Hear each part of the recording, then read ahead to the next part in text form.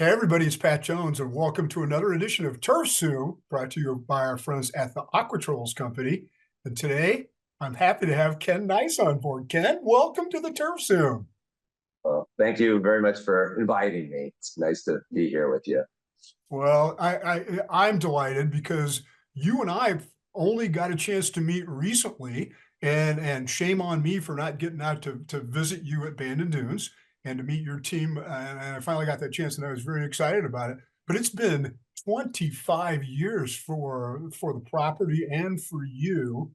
Tell me about how you got started there. What did you know about it? I know you weren't even really in the golf business at that point, that you kind of made a move from the landscaping world Um, over to golf, or tell me about that well, first time.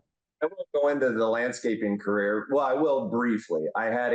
I was self-employed as a landscaper. I got my liberal arts degree from Willamette University. So naturally, with a liberal arts degree, you don't know what you're going to do. But I always had a passion for landscaping and kind of the green industry and gardening in general. Always loved it.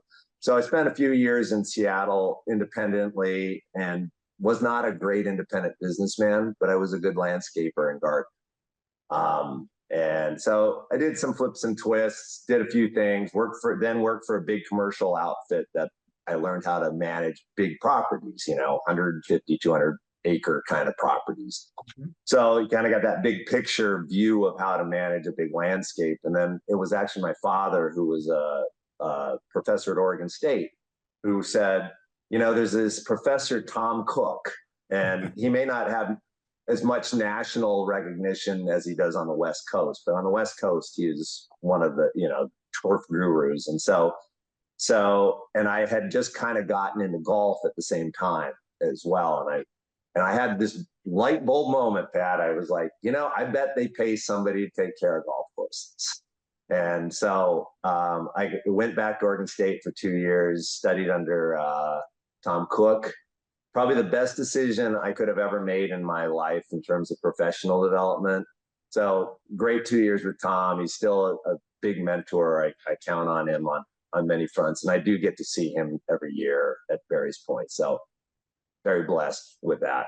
So anyway, I spent the 2 years at Oregon State, which was amazing. Met so many great people along the way, along with Tom, but multiple other people and superintendents. And then I really had a passion and I was inspired by coastal golf, watching the British Open courses and that whole open rota and the organic kind of rugged nature of, wind, sand, firm, fast turf. For whatever reason, I was fascinated by it and it drew me in. And so at the time when I got out of Oregon State, I had an opportunity to go to Astoria Golf and Country Club, which is on the north coast of Oregon, and it's a very old school course, minimally, shaped. It had that whole minimalist aspect to it, and really, I didn't know anything about that other than I was just fascinated with coastal golf, and it was the closest thing to links golf really that I could find in Oregon, and so I was there for 2 years working under John Whistler, great superintendent, and I got a call from a classmate, Troy Russell, who had just been promoted to the superintendent at Bandon Dunes. And Troy said, "Hey, there's an opening for the assistant superintendent. If you're interested, send your resume." So, of course, I sent my resume. There had already been buzz in the industry of, hey, there's this course on the Oregon coast. It's supposed to be something, I think how the golf rumors go. Yeah. And so it was like, well, this is a great opportunity. I'm going to throw my name in the hat and give it my best effort to get on with Bandon Dunes. And so I got hired in March '99 as the assistant superintendent at Bandon Dunes. And that's kind of where my career started at Bandon, and so hope that summed it up, but that's kind of a full circle deal on how I came to Bandon. And it was interesting that in my mind, it was like, how did this great opportunity for a links kind of golf course in Oregon to be here and me to have an opportunity when the whole time I was fascinated by links golf. So Seems like it was predestined. I mean, when you look back, you kind of put those connections together, but at the time, you're just optimistic, enthusiastic, want to, get your career going. You're willing to do, anything almost. And since then, it's been this progressive development for the property with Yeah. additions and progressive development for you. How do you how do you tell other people about this 25 years that you spent there and what how do you describe the property? Because it's indescribable in some ways. Yeah. Well, I mean, it all comes back to really Mr. Kaiser, Mike Kaiser, and his vision. And I was one of those lucky recipients along the way that's kind of been able to catch a ride with his his imagination, energy, all that comes with his just thoughtfulness about the property and how he approaches this. So he searched for many years to find a property suitable for the kind of vision of golf that fascinated him. Um, and it was always initially those links golf courses in the UK and some of those courses that a lot of the public doesn't have access to. And he had I mean, his motivation and where all this inspiration came from was very intrinsic. He wasn't. It was like a serious passion because the original landscape architect, project architect. Actually, that's a slight. The resort architect, Howard McKee, who was also a phenomenal person and a great mentor as well. Those two went around and beat the brush at the Dunes Club in New Buffalo, Michigan, and just started to imagine golf, like kids. And so that's where his inspiration started. And then I was lucky enough, not knowing what I was getting into as assistant superintendent at Bandon Dunes, that the rumor was there could be 3, 4, maybe even 5 courses at Bandon. But, a lot of times those things don't pan out. I Right. think we've all heard industry rumors about grandiose plans that don't make it.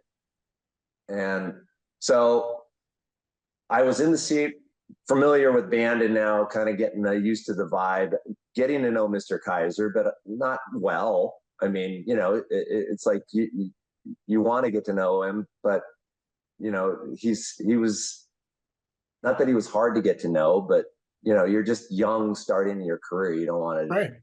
do anything crazy to Coming up, hurt your tapping on the career. shoulder. Mr. It's Kaiser, more tell about me not hurting your career at that time. And then we had this fire on what is now Pacific Dunes, a big gorse fire, and it right. cleared the site, and it gave Tom Doak the ability to actually see the contours, visually versus trying to go off of the topomac.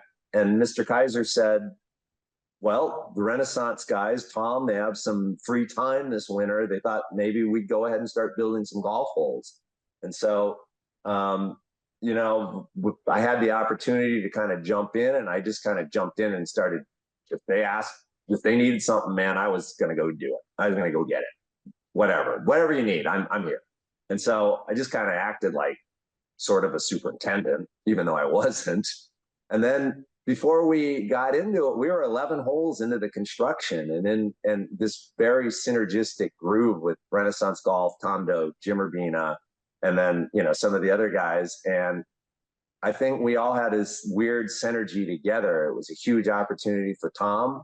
It was a huge opportunity for me, and it was like and I think about like Brian Slonick, who's a great designer. He was just on contract. He wasn't.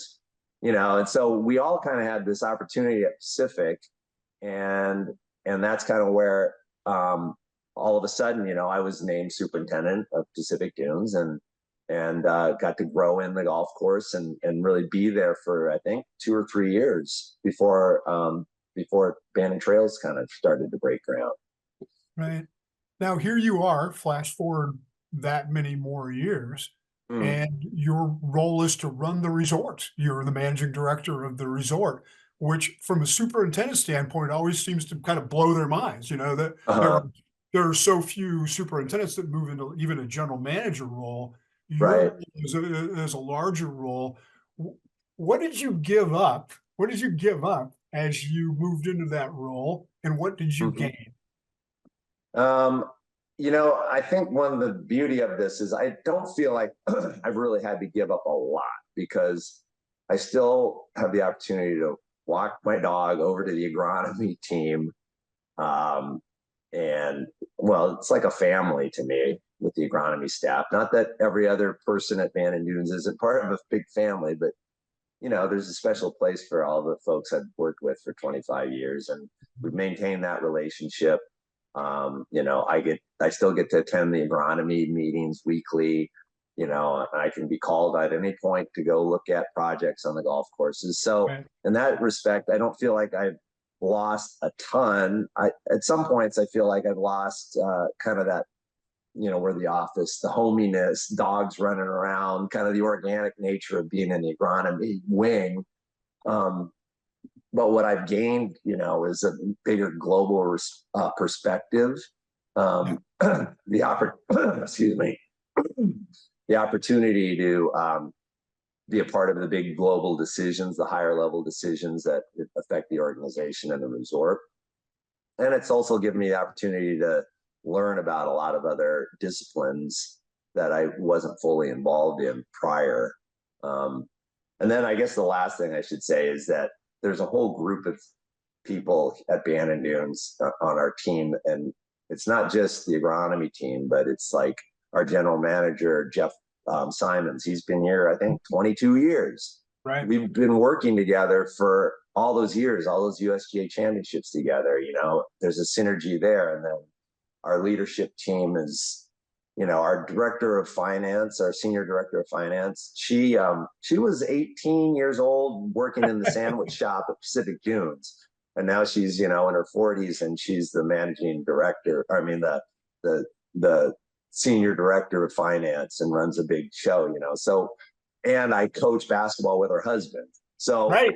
there's a certain closeness and connection with a lot of the people here because we've kind of grown up together with the resort. And so the for me, coming into the managing director role was more like the relationship I've had with Mike Kaiser and Chris Kaiser, Michael Kaiser, the whole family really. And so that relationship has been, it's been something that's grown over the course of 25 years. So I think there was a trust level with all the projects that we have done together, and knowing that there's this connection with the entire team at Bandon Dunes. Like, I know the property inside and out, and I actually know the people and the ownership. So I don't think that this would normally be a position in certain respects, but it makes sense now 25 years into it. Right. With when I look at the people I work with, the property that I know, and also the vibe, the kind of the authentic nature of what Mr. Kaiser's developed. That part of our job here, as our entire Bandon Dunes team is to keep that kind of that energy, that authenticity, that lack of pretentiousness, that welcoming feeling of just being down to earth people that are, that love the property, love the people that come here, but will stay authentic and real. Everybody I know that's ever been there, including me, felt welcomed, felt Mhm. comfortable, felt like it was a joy to be there, felt like anxiety just flew out of my head because it was such a beautiful, amazing place Yeah. to be. So yeah, I'm a little bit jealous, but your group has added, well, your group has evolved and become Dream Golf, and Mhm. now has locations in Wisconsin with Sand Valley, with Texas, Yeah. which is Wild Spring Dunes, and of course the big development in Colorado, the rodeo Yeah. dune. And I know you have a couple more things going on in Florida, but all of a sudden this has become an opportunity to kind of replicate Mr. Kaiser's version of destination golf, because there's a lot Mhm. of versions of destination golf out there in other places. How much fun is that to watch and to maybe have a little tiny role in Yeah. as Colorado gets developed and Wisconsin continues to grow? Yeah.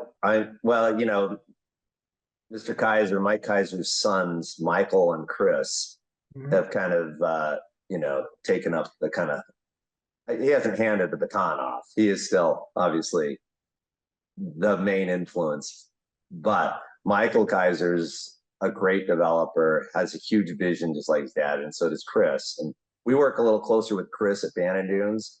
Um, but Michael and Chris developing Sand Valley, I was there in May and I hadn't been there prior, but Oh, okay. 4 courses there, and they did that in the span of about 8 or 9 years. Yeah.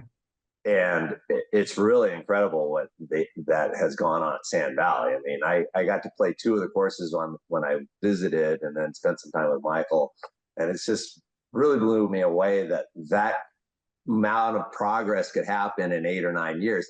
Bandon Dunes has been a very kind of, I wouldn't say methodical, but it's been a kind of a pace that has been, over the course of 25 years, we have now 5 18-hole courses, but it was a little bit more methodical timeline, if that makes sense. Mhm. Now, whereas Sand Valley really has happened in lightning speed, and it's so well done. I think that's the big thing. You can develop fast, but then to be able to develop as thoughtfully and as well done, and what a high quality Right. development it is as well. So very creative, and so Mr. Kaiser's sons Michael and Chris are creative, motivated, and have a great vision too. So the cycle carries on. Right. The culture, though, from place to place is still very much, you don't have to be a member. We Right. want you to come here and have the opportunity for anybody to come here if they can get a Yeah. team and enjoy this experience the same way that folks get to enjoy Friars Head in Long Island, which your courses reminded me of, or Yeah. Better Crenshaw Coeur Classic. Well, I mean, I think that brings up that point of Mr. Kaiser's. Part of his whole vision was that the Pine Valleys of the world, the National Golf Links of the world, some of those courses they're not accessible to the majority of people, and and his whole vision was to bring that level of golf, that kind of high level quality of, natural, rugged, something that a lot, the Cypress Points, I wouldn't call Cypress Point rugged, but beautiful and aesthetically amazing. That level of course wasn't available to the masses. Right. And so him bringing this level of golf to the public for anybody to come enjoy this kind of golf and experience. You said the stress just melts away.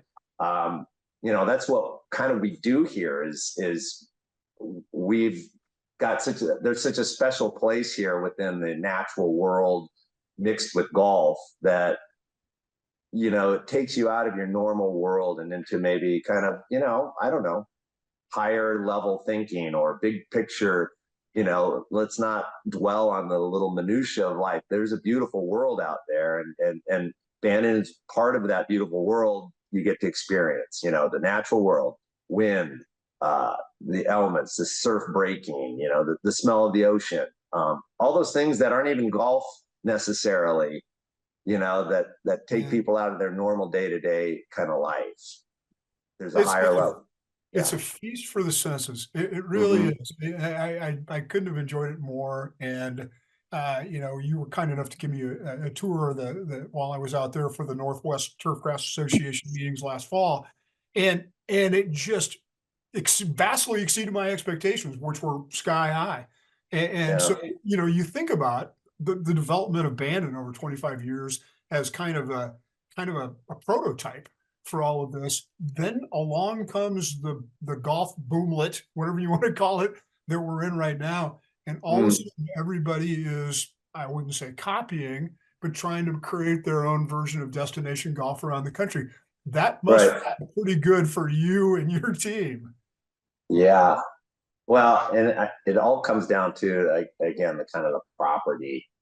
I mean, Mr. Kaiser was very selective about finding that property, and when he did, longtime caretaker, Shorty Dow, who was kind of the caretaker of Fahey Ranch that this once was, showed Mr. Kaiser the property, you know, obviously he liked what he saw and he bought it.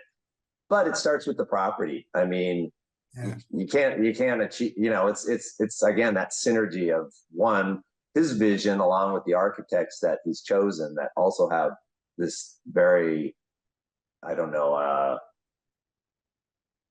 it ties into the natural world so well. The golf that they create, whether it's Tom Doak or Dokur or David Kidd, it's this Yeah. blending of golf into the natural world, and the natural world here is so beautiful that you got something really special to work off of in Yeah. developing your golf. And I think the worst mistake that could have happened is if you start really imposing a heavy hand on it versus what Mr. Kaiser, along with all the architects he's chosen, have had that very guiding hand that flows with the natural world here and ties in and actually enhances some of what we have. So that's the big gift. One of the things that struck me, I don't know which word you use, minimalist, naturalist. There's all sorts Yeah, of golfy yeah. There's architecture. a lot of buzzwords. Yeah, but what struck me was how maintenance friendly it is in some ways. That Mm. it's more meant to be there and not created or overly maintained. And I always thought a little bit of that had to do with David McClay, kid, being the Hmm. son of a Scottish greenkeeper. That he grew up Yeah, with that, seeing that yeah. sort of Scottish Highlands and then links course every single day to have Right. Jimmy showing him the ropes. I Yeah. I felt like that translated to the design at Bandon a little bit. Yeah. No, I think originally too there was a lot of influence with the King's course at Yeah, Glen Eagles. yeah, A lot of the bunkering was similar, and now David, though, through his evolution as a golf course architect, we came back before the U.S. Amateur and kind of did some things that now panning forward 23, 24 years into his career, he was like, I'd like to make some tweaks at Bandon. And I thought that what he did when we came back to kind of redo some of the bunkering and some of the kind of took some bunkers away, added some for strategy. And I really think he did a great job of making Bandon Dunes a better golf course than it originally was. With that said, it was already a great golf course, but right. he got to kind of add some elements to it that I think did make it better, and visually it looks great now. Yeah, And it's a great host course for us too. We've had several USGA championships yeah. on Bandon, and so really Um, cool.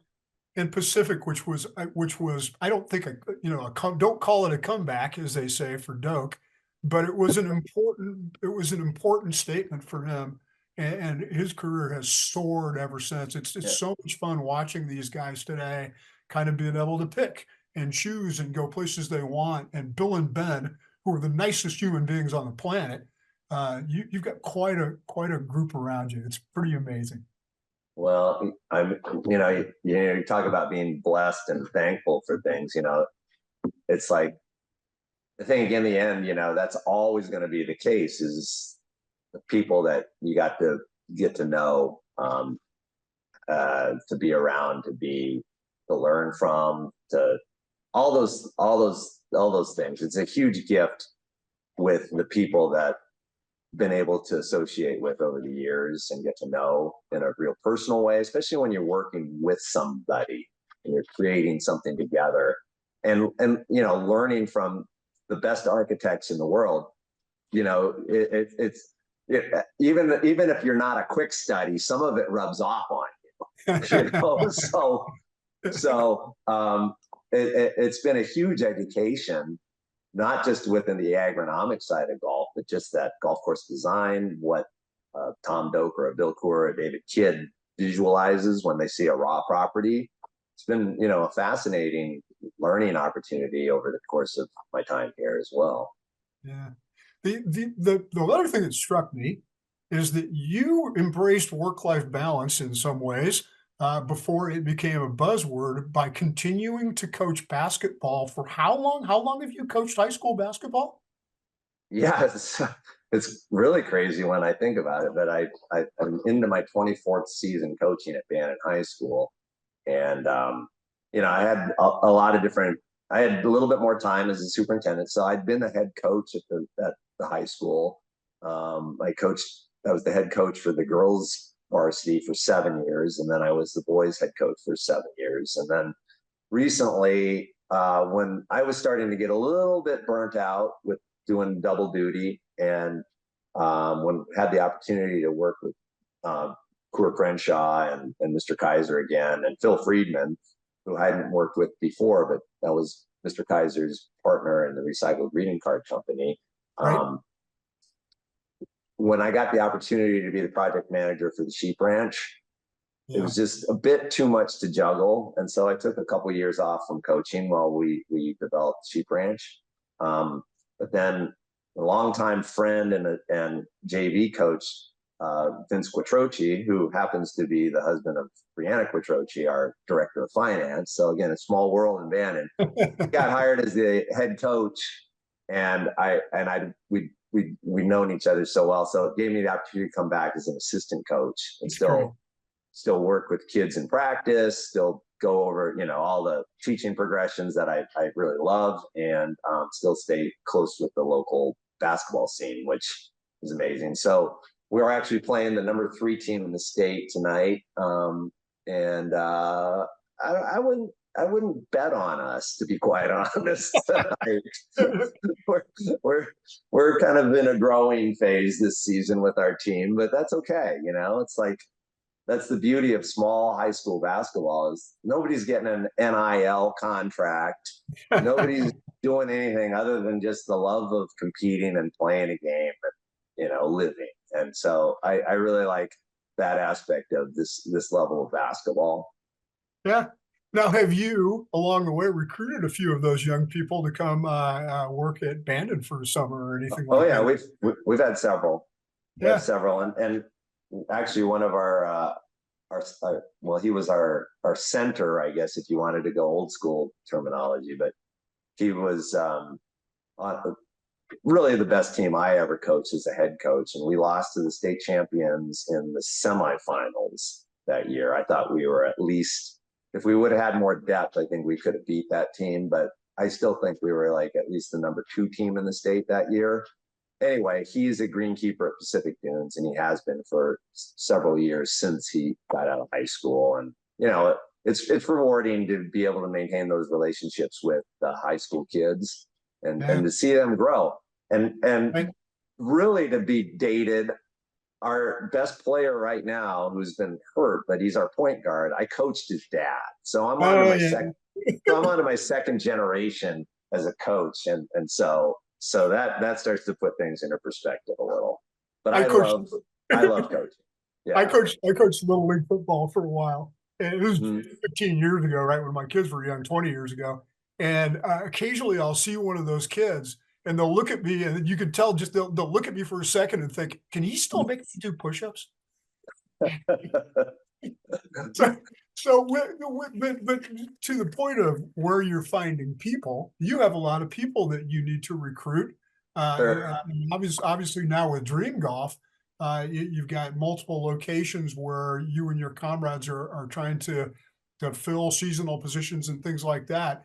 If somebody is out there and they have a love of turf or they're partway through school or whatever, how could they get in contact with Dream Golf to see if there are opportunities for internships or work? Yeah. No, we have a website that we can go to. We also have a recruiter that we can refer you to who kind of has handled a lot of our open positions and recruiting. But we actually have a really a good, for as isolated as we are on the coast, we do have a very stable workforce here. I think we're up to 850 team members on the resort, which is, really, really something. And then 500 caddies as well. So, Wow. so, Wow. um, so yeah, there's lots of opportunities. One of the things that Mr. Kaiser and the Kaisers have done that was really forward thinking. And I have no idea where we'd be if he hadn't thought so forward. But we have 300 units of staff housing here as well, 2 different campuses where, that there's kind of a controlled rent, internet, power, all those utilities are included in the deal. And, that's kind of one of those other aspects to Mr. Kaiser that probably goes unsung with is the fact that he does these things that allow somebody at the entry level to maybe put some money away in the bank, to start building a life. And so having that campus and that reasonable rent living expense to be able to put some money away is really a huge thing. And he does little things like a baby annuity. So a staff member, if they have a child, he puts $2,000 away for a baby annuity and let that grow. And, just kind of a lot of these real nice, generous things that have a multiplier effect to them. They're not just a one-time only shot. They will grow and become something bigger than the initial energy. So really cool. I mean, really special. We did some research recently with Tyler Bloom on assistant superintendents and what young people are looking for. And those kinds of things, that ability to have housing and not have to scramble around and find some kind of an apartment someplace and pay rent that is more than you're getting paid.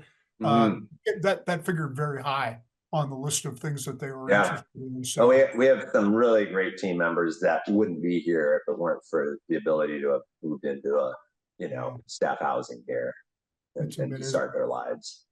So I know you don't wake up every day thinking about agronomic problems anymore, but when I imagine maybe you do, but when superintendents come visit, like the Northwest group that was there in October, what are they curious about? What do they ask you about from an agronomic perspective, or are their mouths just open and drooling because the place is so spectacular?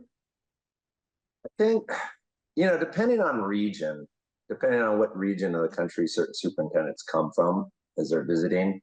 I think West Coast superintendents it's not as shocking, but if you get into the rest of the country and you go, well, what were you doing with the sheep ranch last year? I go, well, we were finding any Poa annua seed we could to try to speed up the transition to Poa annua on those greens. Well, you don't hear that in the industry very often, but I think everybody who's grown in a golf course in the Northwest, for the most part, especially west of the mountains, will have to deal with the fact that more than likely, without fighting nature and really going counter to the grain of what naturally wants to happen on the West Coast, you're going to end up with Poa annua greens. It's just kind of the reality. Even with Poa cure and all the selective herbicides and different management strategies, it wants to win under the conditions of mowing at 1/8 of an inch and lower with foot traffic. And, you see it time and time again where the original grass, we start with fescue, the traffic pattern hits, Poa comes into that mix because it actually handles the traffic. Right. And then, off you go. And so at this point, sheep ranch greens look really good. They've come through transition and they're going to be that classic Northwest Poa annua putting green, which I think are quite amazing to putt on, but it's such a dirty word in the industry. And so we have 5 now courses that have transitioned to Poa annua greens. And so we're right in the club with Cypress Point and Pebble and, name the course along the West Coast. I mean, Chris Dahlmeyer told me one time that the day you plant your bent grass on your greens in Northern California is the day you start converting to Poa. Yeah, I mean, it's an amazing plant, and thankfully, again, my turf mentor, Tom Cook, the whole curriculum at Oregon State was if you stay in the Northwest, you're going to be at some level growing Poa, and so you can go a lot of different directions with how you manage turf, but if you want to go with the path of least resistance and stay with kind of the natural progression of flow, embracing POA is, I think, the easiest thing to do. It's been told to me in various ways, but one was Tom Cook said, I've seen more superintendents lose their job fighting POA than growing it. Yep. And, so you have these statements in life that kind of ring true. One of them for me was an accounting professor that talked about compound interest and that power. And then Tom Cook saying, if you want to lose your job, then do everything you can to fight the POA. I mean, so, those are good take home messages if you're a Northwest turf manager. Really kind of everywhere to some extent. I mean, we're about to have a US Open at Oakmont again, and those have been 100% for 100 years. And I always think about what Stan Zontek told me. Stan was the USGA agronomist out in Mid-Atlantic forever, and just a great guy. And Stan was able to document the fact that Poa annua is the only plant that exists on every continent on this planet. Poa is undefeated. Okay. Yeah. And it goes back to like how long, Oakmont's greens have been famous for years and years. And we have this special POA, everybody's like, well, the Oakmont POA, well, I'm sure it's phenomenal. But there's places all around the country that have phenomenal POA. For sure. It's just when you have your brand new bent grass greens, or you're in a certain region of the country that really can't sustain POA as well, where there's freezing periods and extreme heat periods where, we just happen to be in that moderate zone where it really never gets that stress. The summers aren't hot, the winters aren't cold. It just kind of cruises along. But, I get it in the Midwest. It's kind of a weed, and it doesn't really take off the way it does here. So, there's nothing worse than that early transition where you've got, let's call it 40-50% POA kind of popping through your bent grass. Well, most golfers will complain, and most golfers will just see the visual and the occasional bump, but they don't understand what mature perennial POA becomes and how good a surface that is when it's managed correctly. So you kind of go two directions up there. And Tom Cook deserves more credit than he gets. Oh, I without a doubt. I think the other thing superintendents take note of is kind of the natural maintenance practices. I'm going to use natural versus rugged, but the bunkers aren't edged. We don't have cart paths. There's an organic naturalness to the way the golf courses are presented. They're not over manicured. We obviously maintain playability in all the bunkers and everything we can from a playability standpoint, but we really want to have that kind of that natural, less maintained, I guess, look, not as manicured. We don't want a manicured look here. It doesn't quite work with the setting we have. I use this word with all due respect, but it's kind of grungy. I like that. Yeah. Way back in the day, there was, when Pacific Dunes opened up, there was a article, I think it was in Lynx magazine, it was Battle of the Heavyweights. It was Pebble and Pacific or whatever. And I remember distinctly in the article, it said, now I did enjoy Pacific Dunes' benign neglect. Oh, I like that. With their maintenance practice of that. And so we actually got a compliment, but I felt at the time it was a little bit of a backhanded compliment. But, we're not edging cart paths, and, Pebble has a very different look than Pacific Dunes does. Sure. But I think both fit the style. I mean, I think Pacific Dunes looks phenomenal from a visual standpoint, and I wouldn't change a thing in terms of how we maintain it. And Jeff Sutherland, who is the superintendent there, is, a long time friend, and he does a phenomenal job along with all the other soups. what a team you have, and what a place to be. And I couldn't be happier that we finally got to meet, and I finally got to see this place. I want to give you a chance to say thanks to anybody that you really want to say thanks to, that's been a friend or a helper along the way. And just any final thoughts you have about what an opportunity this crazy business has presented you. Yeah, I would love to get into a thank you list, but it's too many. Start with your wife. Ah, very good call. She's been through a lot. I'm gonna leave it as my wife. Obviously, the Good. Kaisers, but my wife has been, phenomenal in terms of support over the years, and going through the flips and twists.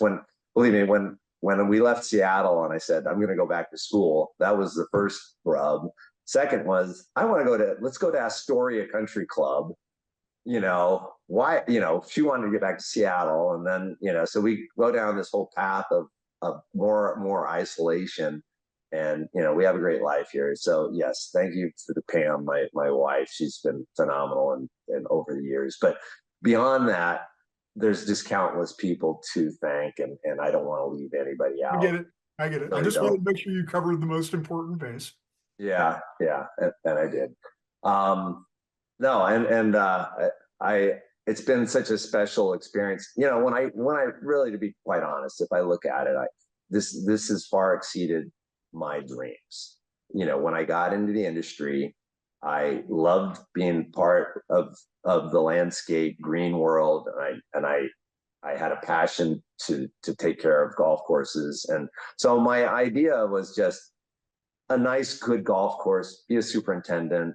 It didn't, I wasn't like, I need to go to a top 100. That wasn't in my mindset. It was, I wanted a nice place that fit me.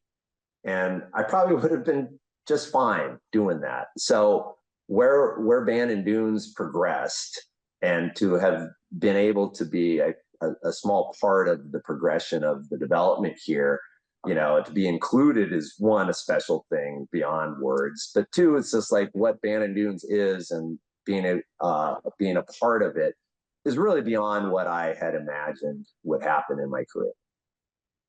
You helped to change the game of golf for the better, and you should be very proud of that.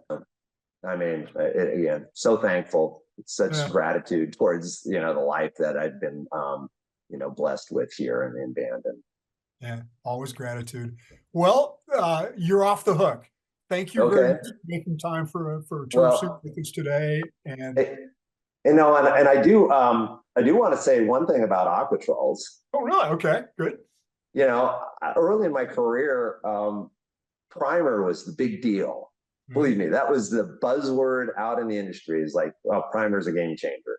And since then, more and more development within the technology of wetting agents has really gone to a different level in terms of tools in the industry. Yep. And Revolution, their product Revolution, is our mainstay on the greens here. I mean, it's been a phenomenal product in terms of being able to dry down evenly, wet evenly, just beyond even a turf health thing. It's been kind of a game changer for us in terms of our wetting agent practices here. So I did want to at least say something about that product. Well, I appreciate that. It's been fun to watch Aquatrolls over the years develop these new products and continue to focus on science and research. But mostly, I think they listen to folks like you about what they need, and Yeah, it's good yeah, to know it's good to know that it worked for you. yeah, yeah, for sure. So again, thank you so much for your time. I hope our paths cross again soon. Yeah, And again, for folks that are listening here, if you're interested in finding out more, obviously you can go to the Bandon Dunes website, but the Dream Golf website, I assume, is the place to maybe find out more about opportunities to work with yeah. your team. Okay. And there's lots of opportunities. Yeah, always looking for good people, and to be a part of the team here. So Yeah. And if you're out there listening and think about this, you should do okay, it. So all right. again, Ken, thanks so much and have a Yeah, great thank you, day. Pat. And thanks to all of you for joining us. And we'll be back again soon with another All right, turf soon for our friends at the Aquatrolls Company. Take care. all right. Take care. Thanks.